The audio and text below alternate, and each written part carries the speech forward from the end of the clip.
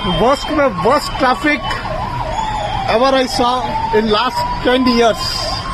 इतनी traffic पूनमली high road से Egmore station के सामने की तरफ से लेके ऑलमोस्ट आप देख सकते हैं, इतनी ट्रैफिक मैंने लाइफ में पहली बार देखी है। देखिए सर, देखिए एक व्हीकल भी इंच भर भी नहीं मूव हो रहा है। सारे के सारे स्टैंड स्टिल, सारे के सारे स्टैंड स्टिल।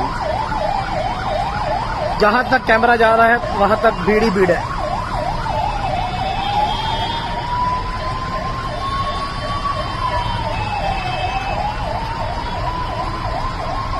देख सकते हैं आप, ये कोई लाइटों की जगमगाहट नहीं है, ये गाड़ियां ही खड़ी है और उस गाड़ियों के हेडलाइट या टेल लाइट से